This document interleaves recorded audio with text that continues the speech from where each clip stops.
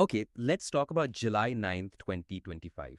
A really shocking event happened early that morning in Gujarat. We're talking about the Gambira Bridge, the one near Padramujpur between Vadodara and Anand. A big section of it collapsed. Yeah, right around 7:30 a.m., peak morning traffic. So today, we're going to unpack this whole incident, what happened, the immediate impact, the bigger picture, and what happens next based on what we've gathered. This is really your shortcut to getting up to speed on this critical event.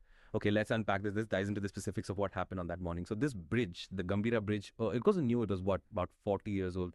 Concrete structure built back in 1985, crossing the Mahi River, and then boom, around 7:30 a.m., a whole section just gave way. Sent several vehicles reports mentioned trucks, vans, even an auto rickshaw and a seven-seater plummeting, like 50 or 60 feet down into the river. Just terrifying. Absolutely. And the age, 40 years old, that immediately jumps out.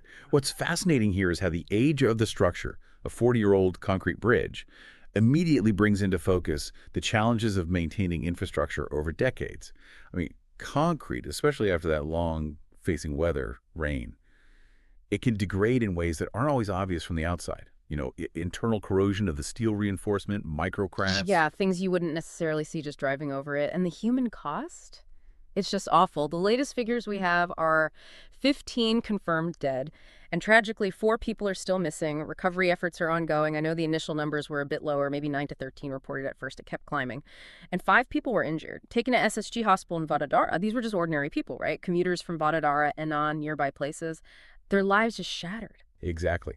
If we connect this to the bigger picture, these numbers represent individual lives and families, highlighting the devastating impact such an event has on a community. It's not just about the structure failing, it's about the human tragedy that unfolds. Morning rush hour, people going to work, maybe taking kids somewhere. It's just heartbreaking. The response, though, seems like it kicked in pretty fast. Local villagers were reportedly the first ones helping out, which is incredible. Then fire crews, NDRF, the National Disaster Response Force, and the SDRF, the state force, they all got involved. Rescue and recovery are still active, as we said. And high up, Chief Minister Bhupendra Patel apparently called for immediate reports from the Roads and Buildings Department. Plus, you had condolences coming in from the Prime Minister, Narendra Modi, and President Draupadi Murmu. And financial aid was announced, too. The state government offered 4 lakh rupees per deceased family, 50,000 for each injured person, and the PM's relief fund added another 2 lakh per deceased and 50,000 per injured as well. Right. That multi-level response is pretty standard in major disasters.